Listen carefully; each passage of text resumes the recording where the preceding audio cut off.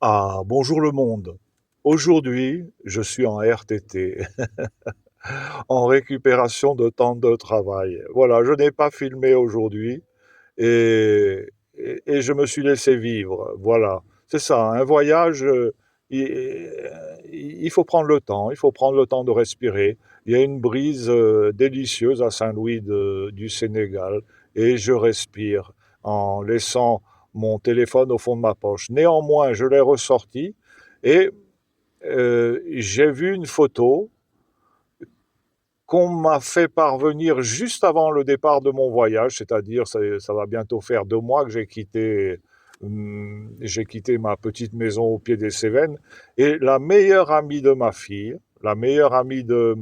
Laure, je ne citerai pas son nom de famille, mais elle s'appelle Laure, et elle était venue aux Antilles, où j'exerçais à l'époque sur les navires à passagers.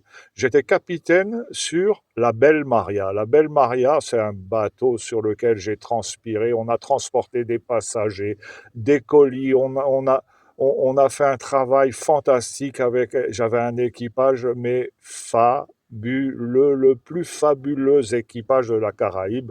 Merci à, merci à eux. Et je me souviens, je crois que c'était le mercredi, entre autres colis, le mercredi, on faisait Pointe-à-Pitre, Fort-de-France. C'est une sacrée trotte, hein, parce entre la Guadeloupe et la Martinique, il y a la Dominique, il y a les canaux, et entre les canaux, il y a du vent, il y a de la houle. Eh bien, on, on chargeait nos passagers, on partait de Marie-Galante à 6 heures du matin. On arrivait à 7 heures du matin à Pointe-à-Pitre. À 8 heures, on mettait cap sur Fort-de-France. On arrivait à Fort-de-France pour 4 ou 5 heures plus tard. Et on chargeait les passagers. Et le mercredi, on chargeait le journal France-Antilles, qui était imprimé à Fort-de-France et qui allait être distribué dans la Guadeloupe. On chargeait à bras d'homme parce que mon bateau, la Belle Maria, n'était pas adapté pour ce genre de transport, mais c'était ça les Antilles, hein. Moi, j'étais juste capitaine, seul maître à bord après Dieu, d'accord, mais au-dessus de moi, il y avait un armateur et voilà, et il avait besoin de faire rentrer. C'était une période difficile, il fallait se battre pour survivre. Le gasoil était cher, la concurrence était solide, et voilà. Et on va dire, on arrondissait les fins de mois avec des colis, dont le franc-senti. Donc on arrivait à la nuit, retour de Fort-de-France, on arrivait à la nuit à, à Pointe-à-Pitre, on déchargeait le franc-senti.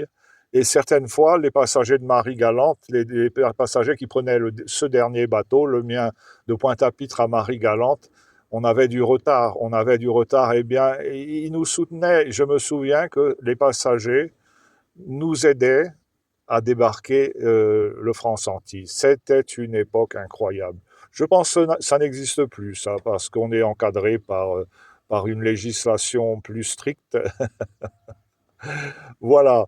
Alors, je suis en RTT, mais ça ne m'empêche pas de vous fredonner une petite ritournelle. Elle va être longue, cette vidéo, avec une seule image. Je remercie donc Laure, euh, la meilleure amie de ma fille, pour cette photo. Et elle apparaît, Laure, sur cette photo à mes côtés avec mes beaux galons dorés de capitaine. Et eh bien, cette photo doit avoir 30 ans. Il faudrait que je fasse des recherches. Je pense qu'elle a une trentaine d'années, comme le temps passe, non d'une pipe en bois. Allez, une petite chanson de Barbara, voilà, parce que j'aime bien Barbara. Et voilà, une chanson que j'ai jamais fredonnée. On va essayer de la chanter le plus correctement possible, même si je ne suis pas un chanteur. Vous allez peut-être la fredonner avec moi à trois. Un, deux, trois. Tout ça d'un trait. Je ne reprends jamais mes vidéos. Je n'essaye pas d'être un chanteur. Je ne le serai jamais, mais je chante. L'essentiel n'est pas de bien chanter. L'essentiel est de chanter à trois. Un, deux, trois. Je l'ai trouvé devant ma porte. Un soir que je rentrais chez moi, partout elle me fait escorte, elle est revenue, elle est là, la renifleuse des amours mortes, elle m'a suivi pas à pas, la garce que le diable l'emporte, elle est revenue, elle est là. Avec sa gueule de carême, avec ses larges yeux cernés, elle nous fait le cœur à la traîne, elle nous fait le cœur à pleurer, elle nous fait des matins blêmes et de longues nuits désolées, la garce, elle nous ferait même l'hiver au plein cœur de l'été. Dans ta triste robe de moire, avec tes cheveux mal peignés, tu as la mine du désespoir, tu n'es pas belle à regarder. Allez, va t'emporter ailleurs, la triste gueule de l'ennui, je n'ai pas le goût du malheur, va t'en voir ailleurs si j'y suis. Je veux encore rouler des hanches, je veux me saouler de printemps, je veux m'en payer des nuits blanches, à cœur qui bat, à cœur battant, avant que sonne l'heure blême et jusqu'à mon souffle dernier, je veux encore dire je t'aime et vouloir mourir d'aimer.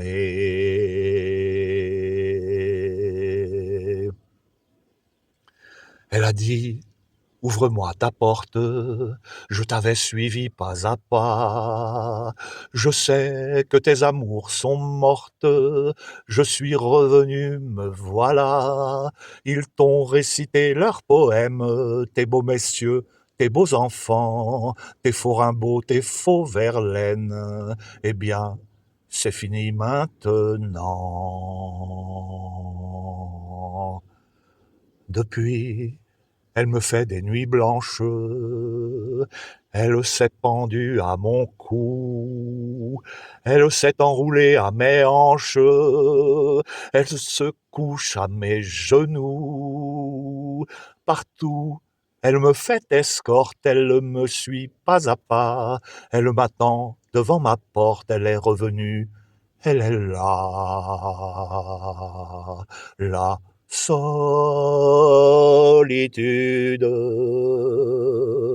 la solitude,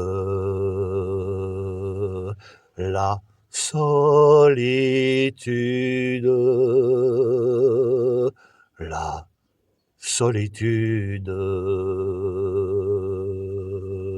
Eh bien, ça va faire une vidéo de presque 9 minutes et même peut-être un peu plus si vous me faites encore bavarder. Je vous remercie d'être allé jusqu'au bout de cette ritournelle d'anthologie. Merci Barbara pour cette si belle poésie. Beau mois d'avril.